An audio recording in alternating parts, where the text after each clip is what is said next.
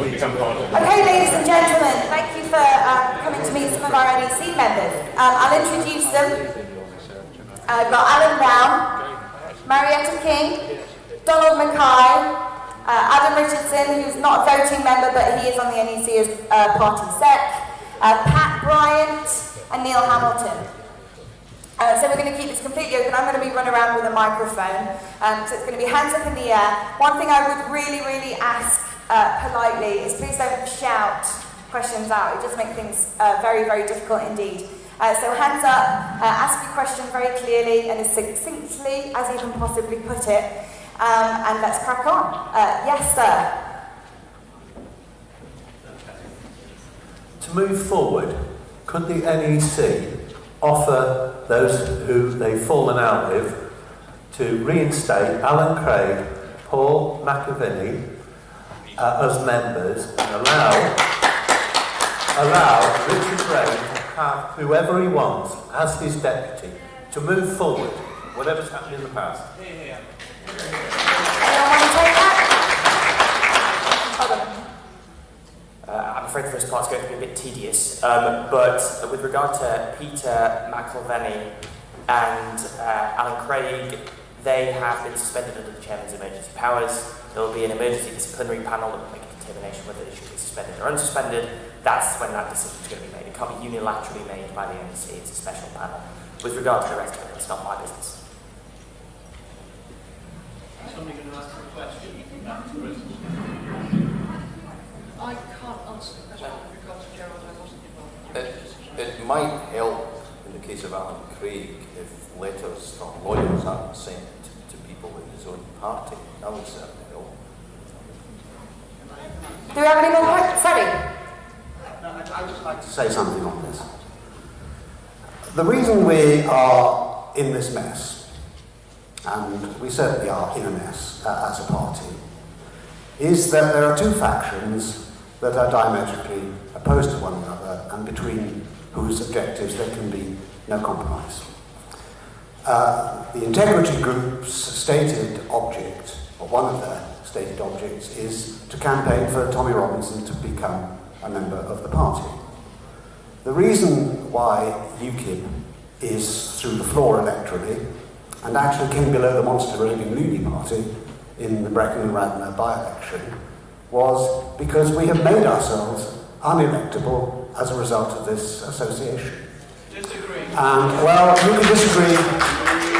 You can disagree with me, but you can't disagree with the fact that the Tommy Robinson issue was seized by Nigel Farage to form the Brexit Party, as a result of which we have lost 95% of our support. Tommy Robinson stood in the European elections and got less than Adam Richardson, who was the UKIP candidate in the North West. Tommy Robinson does not have the electoral traction that Gerard thought. I gave Gerard the benefit of the doubt on this, and I spoke at the Brexit rally with Tommy Robinson in December, and I enjoyed it. It was a great day out.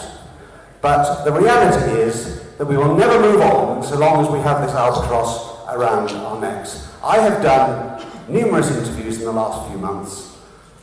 The only thing that the media is interested in is Islam and Tommy Robinson. I did an interview yesterday for this conference, which was supposed to be the launch of the UKIP Wales election campaign for the Assembly elections in 18 months' time. The first question I had from the interviewer was, do you agree with Richard Brain that there's no such thing as a moderate Muslim any more than there's a moderate Nazi? So long as we have to deal with idiocy of this kind, we will never be taken seriously as a political force yet again. We will be a party of virtue signalling, navel-gazing people who are just talking to themselves. I've been in politics for 50 years.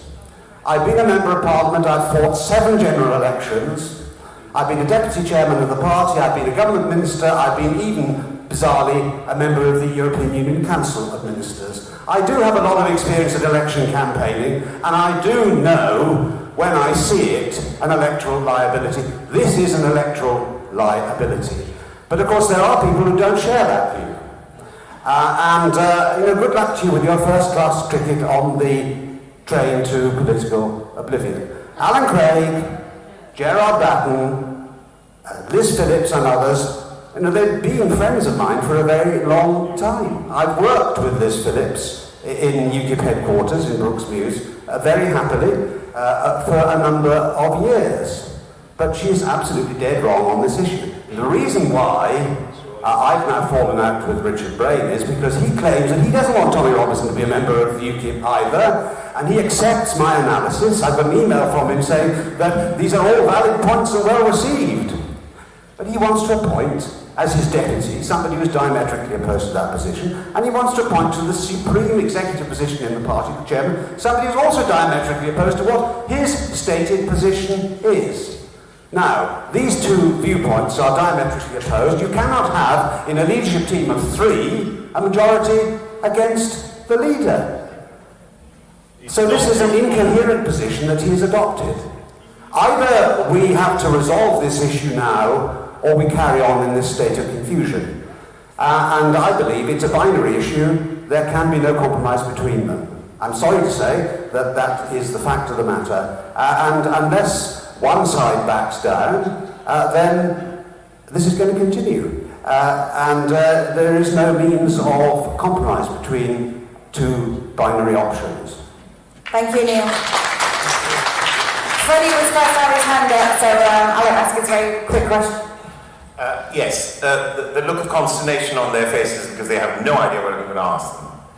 Can each of you individually, separately, tell us, looking at the audience and myself, eye to eye, that at no point in this stage have you acted other than properly, morally, ethically, in accordance with your conscience and UKIP's constitution, without malice, without rancour, fairly?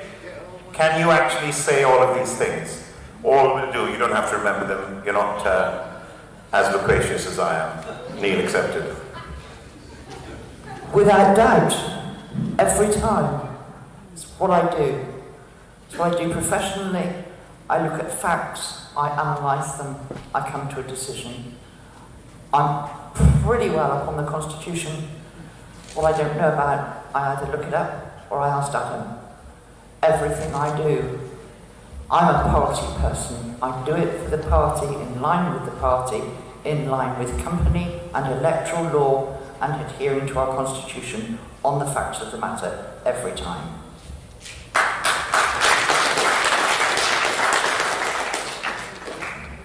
Well, the simple answer is yes. In answer to Freddie's question, yes, I did all, as far as I'm aware, entirely corrected by the law. The Constitution is quite complicated, and I had to take some guidance on that. My main thing now is please, can we get back to fighting what we should be fighting? We were in a war. We're in a war against, possibly against the Conservatives, who are going to get a funny sort of exit, possibly. And if they do get that, we've got a really important job. We're going to have to watch them like a hawk, because they're going to try and slide us back into the EU. We've got that to do. We've got a brilliant manifesto, which we want to keep building on. Let's get back to doing what we're really good at. I agree, if we could find a way of getting Richard back to standing on his own feet and coming with us and being a really good leader. He speaks brilliantly. Let's get him back in the right place. But we've got to stop mixing with people who want to cut us down. I did not want to be had up by people in our own party who are trying to take a case against us. That has to be wrong. Let's get back to fighting the wars that we're really good at.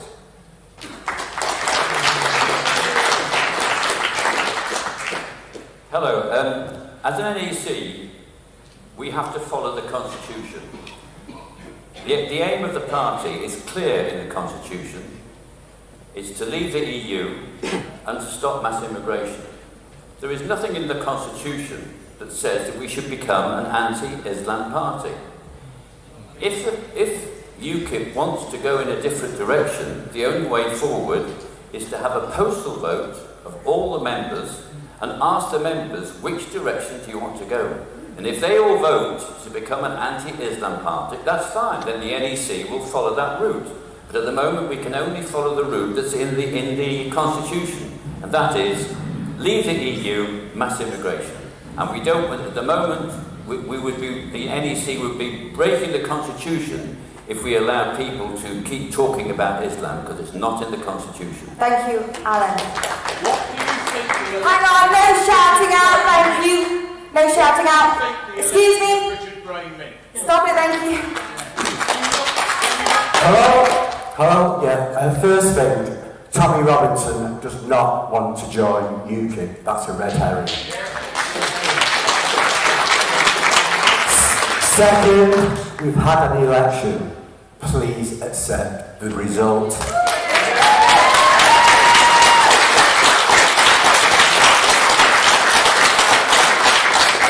Third, this is the question from Concerned from Cumbria. The term of the NEC for Alan Brown and Elizabeth Jones ended in November 2018. As allowed by the Constitution, this was extended to May 2019. How was this further extended to allow Alan to propose that Gerard was not in good standing and Elizabeth allowed to vote on this issue? Does this not invalidate the motion?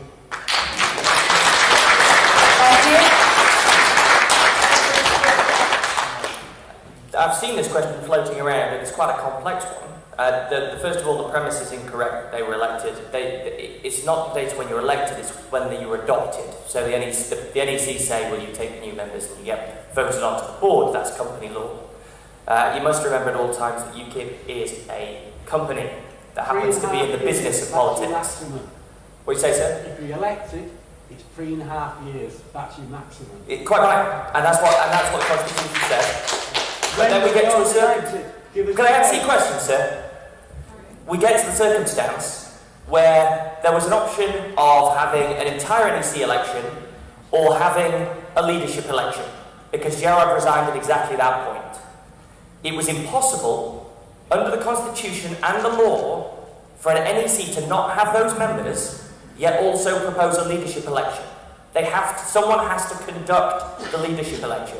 So it was either have a leadership election or have everybody up on the board. The choice was taken, leadership election first, NEC election second. It was a matter of necessity, just by virtue of when Gerard resigned. There were not rules provisions for the circumstances in place. That's what had to happen first. That's why you have NEC elections in November. Thank you very much. Morning. What's the current situation with the National Nominating Officer? I suppose I'll take that one. We had a National Nominating Officer who was Peter Staveley, who was a London member. He was incredibly efficient. He got fed up with the way the party was going. I think he didn't like Gerard's direction. He left, or maybe he resigned as National Nominating Officer. As a result of that, we were left just before the European elections with no National Nominating Officer. And for those of you who don't know, sorry, if I get a bit too much legalese on this stuff, a party must have 3 key officers: a leader, a treasurer, and a national nominating officer. And that is the person who allows us to have candidates and gives us permission to sign off candidates. By virtue of Peter Staveley resigning, we needed to get a new national nominating officer very quickly. We had 2 campaign directors. One was Alan Graves, who has left for Brexit Party. We have or Peter McElvenna. So Peter McElvenna was nominated as the nominating officer. His details were put in at the Electoral Commission, and he has been our nominating officer since. However, he has been suspended now under the chairman's emergency powers for setting up an unauthorised group within the party as adverse to the Constitution. I make no comment on the outcome of that because it hasn't happened yet, but he is our national nominating officer. The NEC, therefore, in view that there might have been a general election forthcoming, took the need to get another one, because obviously he's a suspended member and seems to be at odds with the current NEC. The NEC voted for Robert Stevenson to be the new nominating officer. and duly attempted to put the forms in at ELCOM to make that so, ELCOM being the Electoral Commission. The Electoral Commission rejected the forms because they didn't contain the signature of Peter McIlvenna, who refused to sign the forms unless he was unsuspended. It is not within the power of the party to do so. There has been some wrangling back and forth. The Treasurer's duty is to deal with this. I think he has dealt with it. I think Peter has sent out a form separately now. And I think it's being processed, is the answer to the question. But I'm not sure. There's some... it's supposed to be Robert Stevenson, but it comes down to a matter of whether Peter will sign the form or not. Thank you.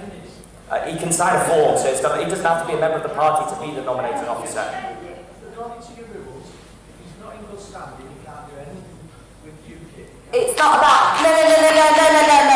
It's not about us, it's about the Electoral Commission. Unless somebody dies... No. Unless somebody dies, they expect their outgoing officer to sign that form.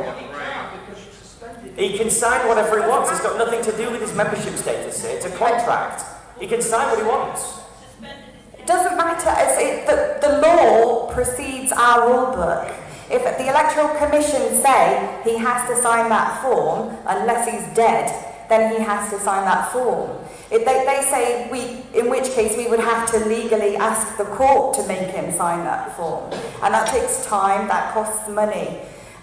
It's not a matter of he doesn't have to sign the form because he's suspended, because that's in our rule book. It's a matter of the Electoral Commission saying he has to sign that form unless he's dead. The law precedes it. I'm going to move on to the next question, Fernando. You've been very patient. Can I break in? Can we get someone choosing who asks the questions? Hello. Sorry, National Nominating Officer, I just wanted to say to you, I'm getting pretty cheesed off with all this business. I think it's a form of sabotage. I've missed 3 county council elections in my county because I've not had a National Nominating Officer sign off. And that goes back to May. I've not had any DNOs, and I've not had an NNO which has been officially doing the job. Let's get it sorted. Let's get running in some elections again. We're a political party. That's what we're for. I think that the NEC are people who are acting with good intentions. The thing is that I also think that of Richard Brown, and with the attention to the rule book, I feel that we're losing sight of, we can't see the wood for the trees. Richard, we can't say that we're the party who stands up for democracy when Richard has such an enormous mandate from the members, and whichever side of the fence you sit on, we don't have that mandate. This is what the members want. We're hemorrhaging members because they voted and supported Richard and he can't move forward. We can't fight if you don't let him. It's perfectly easy. Of course we can move forward. Of course we can move forward. The NEC is appointed as a result of the vote. Would you please shut up whilst I answer the question? The NEC is elected by the members just as Richard is elected by the members. The NEC is not a monolithic body, it's elected in stages over a series of years. The NEC has a constitutional role and function which is set out in the Constitution. We don't elect a leader with absolute powers. Nigel Farage wanted to do that, and because he wanted to choose the candidates that he wanted to stand in elections such as the Welsh Assembly elections. And Gerard was vigorously opposed to giving the leader of the party plenary powers of that kind for very obvious reasons, that a leader with no democratic controls upon him can obviously take the party in ways which will not be to its benefit. Now, the only issue that I have as a member of the NEC with Richard is over his proposed appointments for a deputy leader, which you don't have to have anyway under the Constitution, and his proposal for the chairmanship of the party. Everything else in campaigning and electoral terms, the things he was talking about on his video yesterday, the NEC is not opposed to. We say, bring it on. Yes, by all means, let's have campaigning around the country, let's have this campaigning software and so on that he wants to introduce. There is absolutely no disagreement on any of this. As regards a mandate, let's just look at the figures on this. Yes, Richard did get a majority of the votes cast in the leadership election, 2,900 and something, out of 25,000 members. 53% voted for him, of the 5,000 or so members who voted. 47% voted for other candidates, much the same sort of results as the EU referendum. But when you say there's an overwhelming mandate from the members of the party, the overwhelming mandate from members of the party was that it wasn't worth voting for anybody because there's no point for whatever reason, because 80% of our members didn't vote at all. So let us put this in perspective, and we need to move forward as a party. I have got elections to fight in Wales in May 2021. Political parties exist to fight elections and win elections. At the minute, we are fighting elections and losing them in the most humiliating way because we are concentrating on things that are of no concern currently to the overwhelming majority of the members of the public. You know, when you're being beaten soundly by the monster raving loony party, isn't it time to wake up and ask yourself, why is this happening? And what is the answer to this? It's because we have taken our eye off the ball that is in play on the field. We're going through the biggest Brexit crisis of the whole process, as Freddie explained this morning, and yet we're not talking about Brexit, the outside world. The questions that I had on the radio yesterday, I told you about, were all about the Quran and Islam. This is absolutely no electoral traction at all. So the reason why we have this disagreement on this one issue of appointments within the party is, in my opinion, at any rate, others may have different reasons for taking decisions that they've taken on the EC, is because I do want to take UKIP forward, I do want to index, I want to retain my seat. I want to re-elect UKIP members to the Welsh Assembly so that we can get ourselves back on the political battlefield. We cannot do it along the lines of those who want to concentrate upon fringe issues. Thank you, Neil. I'm going to hand over to Alan, who's been very patient. Richard Brain has transmitted me a message to ask you folks. Firstly, I just want to make personal thanks for you actually doing this. Now, I know this may seem unpopular with some people, but I remember when I saw Jack Dorsey go on the Joe Rogan show and held himself accountable, and it was wonderful. And I know you didn't have to do this, and I think it's right that you come out and make yourselves accountable. Sorry, Callum, can you speak a bit more into the mic? Oh, sorry. Through clearly. Basically, I was just thanking you for coming out and doing this. Anyway, I have a message from Richard. I'll read it out. It's a question. Can you read it so we can hear it? Yeah, sorry. No, that's fine. Why was an offer made to restore Gerard to good standing in exchange for his presence at this conference, whereas the leader's presence was rejected as an exchange for Gerard's good standing? That's Richard Brain's question. Can I it's on, sorry. Can I just say a little bit, which covers very briefly, I won't take too long. 2nd of December. 2nd of December, there was a vote of confidence against Gerard and the NEC, brought by a gentleman who's no longer in the party. I thought long and hard about it and voted, which I still think is the right thing to do, for Gerard, and basically that if he wants to attend Tommy Robinson rallies, that's up to him, sort of thing. A few weeks, come the 2nd of June, I think, maybe check my dates, I'm sure it was the 2nd of June, Gerard Batten now, he is the leader, and the NEC, whatever its faults and failings are, has the best interests of the party at heart. We should be working together. There is not 100% doubt in my mind that on the 2nd of June, Gerard Batten wanted to resign. He physically sat and signed a resignation letter sitting opposite me and wanted to make sure that his name was removed from the Electoral Commission thing as the leader. That is a fact. Now, if he really wanted to continue as the leader, which was fine, all he needed to do was to say so, And we wouldn't have bothered going into the whole palaver of electing an interim leader and having a debate about an interim leader, because he would still have been the leader until the 10th of August. He resigned of his own volition. Definitely, emphatically, no nonsense. Then, for whatever reason, he changes his mind, shows a total lack of respect for the NEC or for the vetting, inverted commas, committee by not even bothering to turn up as the other candidates did. And when you're sitting as an... I don't know Gerard Batten that well, I know him to speak to, but I've got no particular issues for or against him. But he behaved in a way like a man who wanted to resign. So his resignation was accepted, and it looked as if there was a kind of elaborate game being played.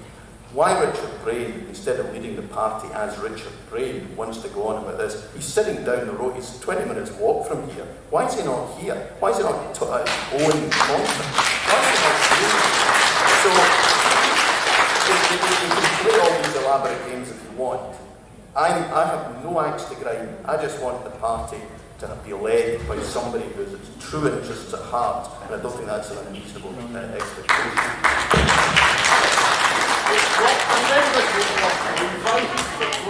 Supported by the Answer the question. You are not the leaders of the party, the membership. Apparently you didn't answer the question. Which? Hang on. Give me the thing. Okay.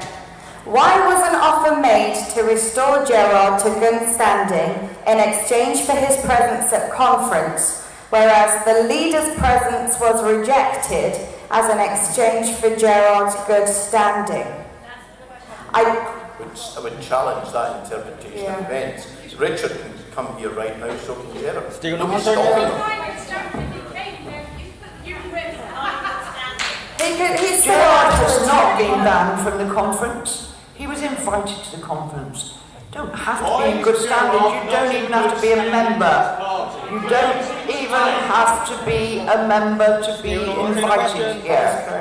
We have speakers who are not members. Thank you, Pat. Next question. Now, we would love to see Richard walk in the door now. Answer the question. If he wants to be our leader, he should be here leading us. Okay, so slight change of topic. Seeing as though there is a separation of powers in the UK between the church and the state, is it even correct for a political party to either white knight for or criticise religion? That is the role of the church. Thank you. Do you want to ask, is there a question in it? Agree, but do the NEC agree it is not the place for a political party to criticise religion? Yes, I think they do. So, do the NEC agree that it is not the place of a political party to criticise religion? I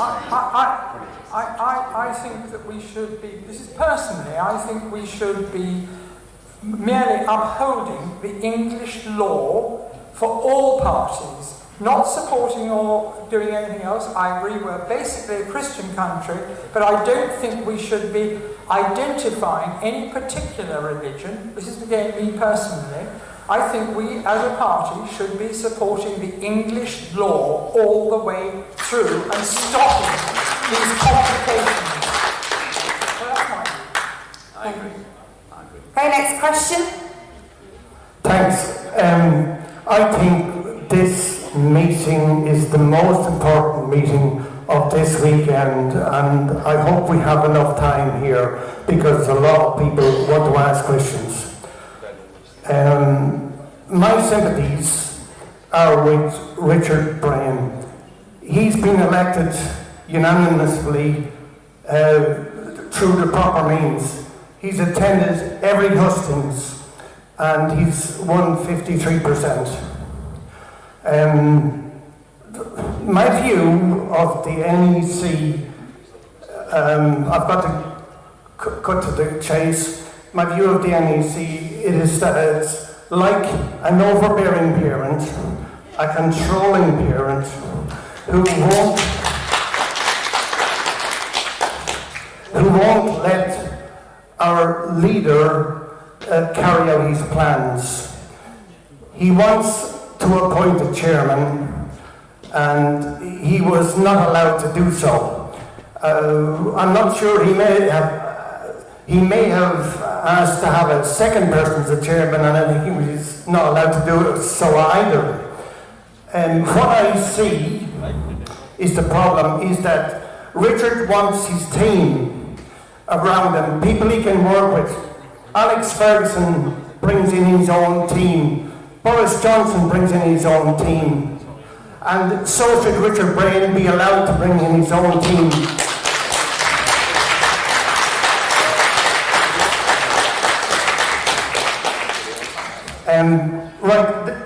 The problem I see is that Richard wants his team, but Kirsten here loves her job as chairperson, but I don't think she wants to relinquish. There is this going on. I'll finish by saying I see the NEC as holding most of the cards. They have the power, and it's in your court. And I invite you to resolve this situation as soon as possible. It should be resolved today, if possible, before we move on. If we leave this conference today, it's just going to drag on. And my question is, how are you going to resolve this situation? The power is in your hands.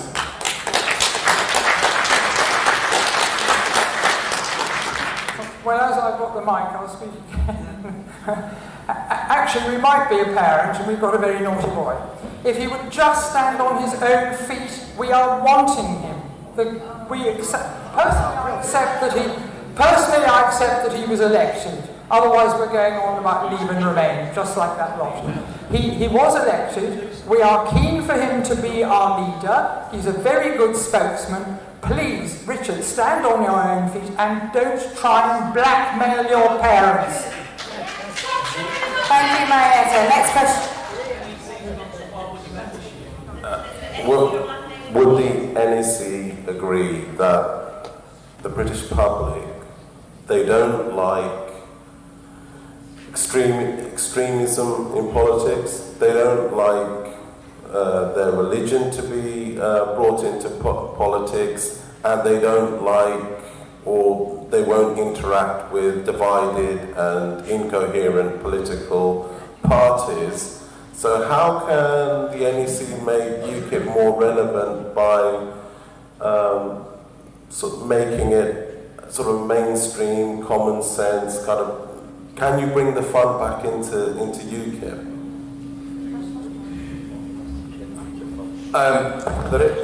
If the logic of what most people are saying would appear to be get rid of the NEC, which is fair enough.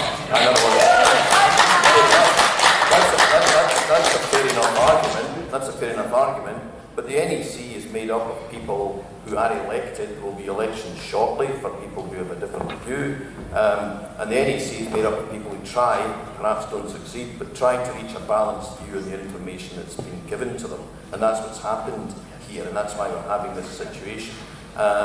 It's a little. If you're going to argue that you want to abolish the NEC, then make that crystal clear. Make that crystal clear. That's and the party basically is run by the leader and nobody else. Whether that's a healthy situation or not. Speak closer, Donald. To debate. Speak closer to the mic.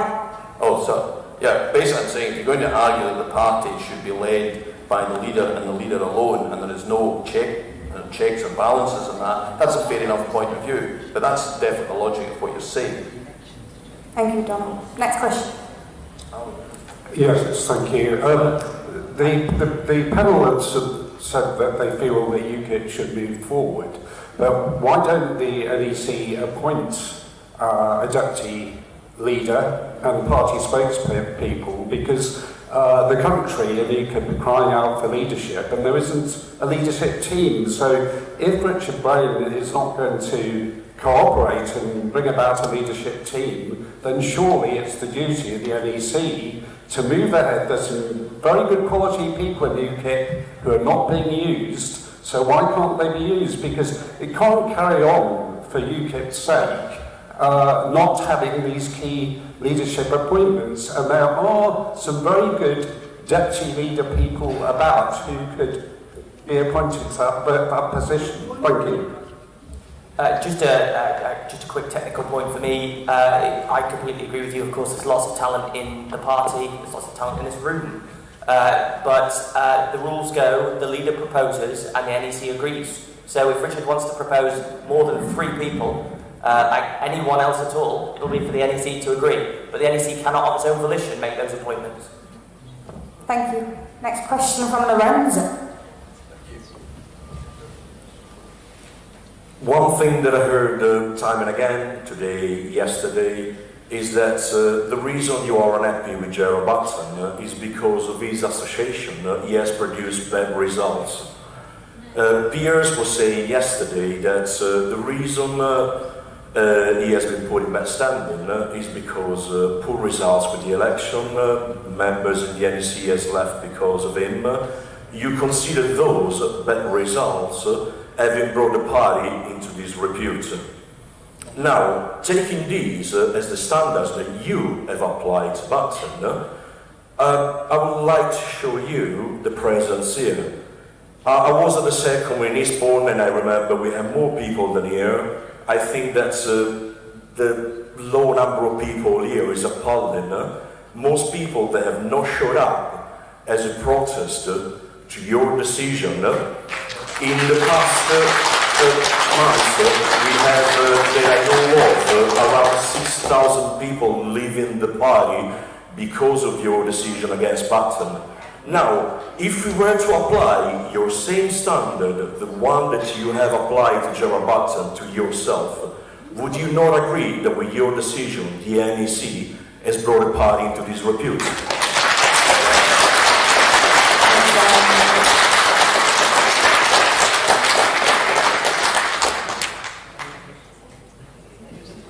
Anyone?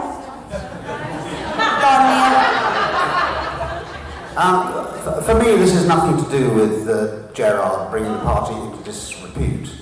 For me, it's purely a question of marketing. You know, we are a political party that exists to win elections. We can't achieve anything unless we do.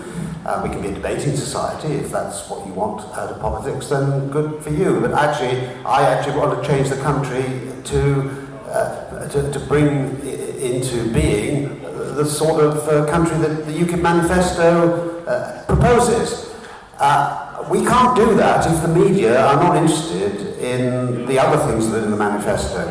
And the only reason I don't want Gerard to be deputy leader, and I don't want Liz Phillips to be chairman of the party, is that we can't get away from the Tommy Robinson issue so long as they are in leading positions in the party. Look, I deal with the media all the time. I've been dealing with the media for 50 years.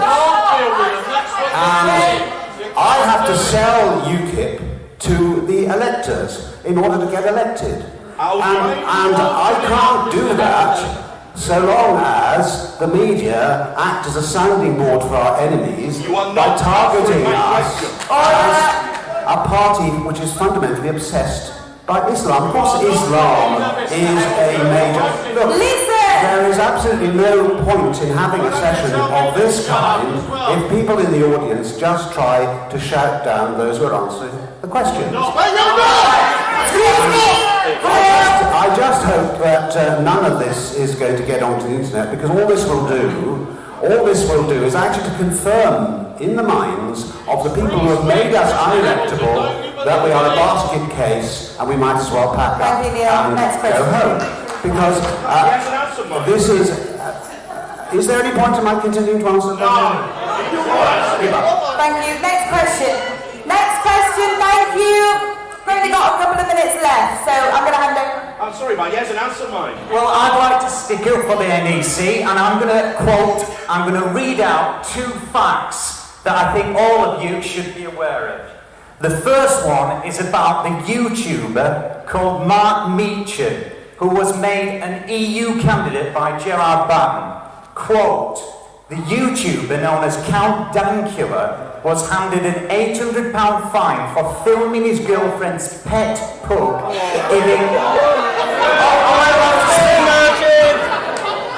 Am I allowed to speak? Thank you. Thank you. I'm going on to it. You can stamp money on it. For filming his girlfriend's pet pug, giving Nazi salutes to statements such as "gas the Jews" and Zeke Heil. There is. I've not finished. Ladies and gents, can we please show some respect to people speaking? Freedom of speech is not shouting over someone else. Please, some respect.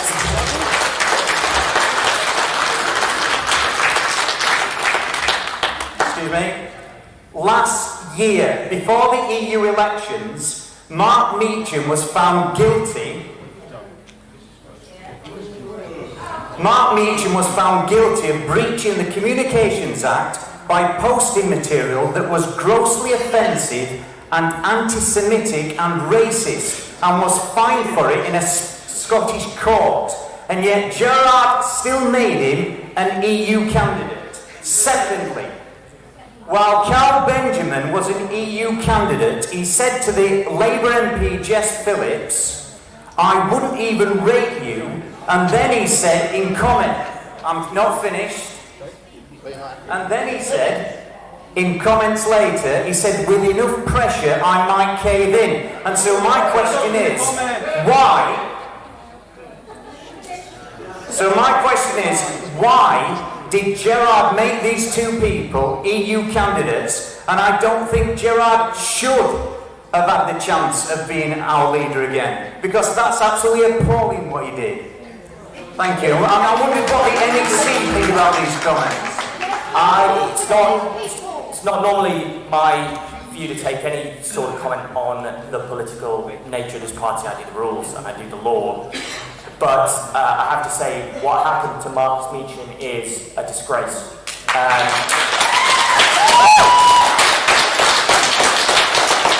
was quite clearly politically motivated, and they took the view, unlawfully so, that context of what he was doing was irrelevant, and that the state can tell him what context he wanted, what he meant, rather than him telling them what he meant, and that therefore they found him guilty of that offence, and I think that is a disgrace. I'm not going to speak to whether he should have been appointed in the party, that's not my business, but legally speaking, what happened to Mark is appalling.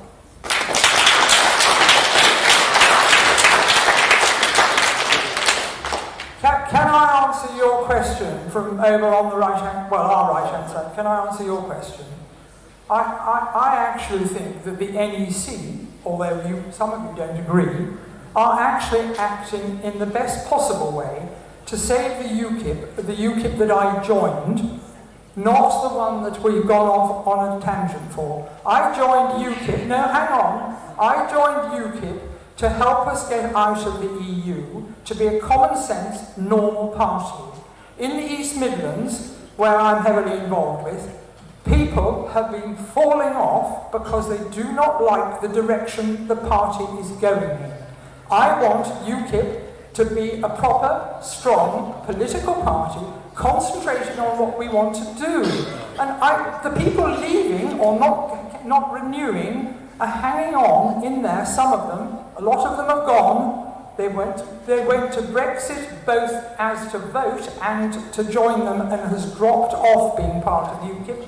We as an NEC are trying to save the UKIP that we knew. Now, if you don't want it, then as I said, I think having a vote, a postal vote, of all the members about where we're going is the best possible way. The people here are vocal. The people out there are the silent majority. You're all speaking, you're all doing it, you're all brilliant, you've come here, thank you. But I think we've got to stand up for the people who aren't here and let them have a vote about which way the party wants to go. Thank you, Marietta. Thank you. Sorry? Thank you. Well, Yeah, the whole purpose was the NEC would give the votes to the membership. That's what, whether or not that would be Mark, that's what the NEC is saying. That's what they think should happen now.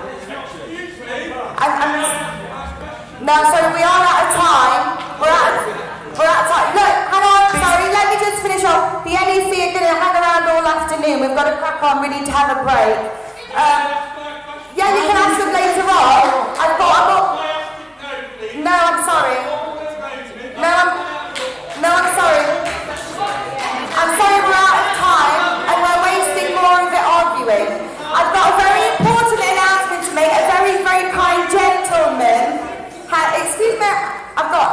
a very kind gentleman has found a purse. Does anybody want to claim ownership of this purse? There is some change in it, but you can only have it if you know to the penny. No, I'll hang on to it. I'll hang on to it, and then if anybody knows anybody who's lost a purse, it's with me. Right, we're going to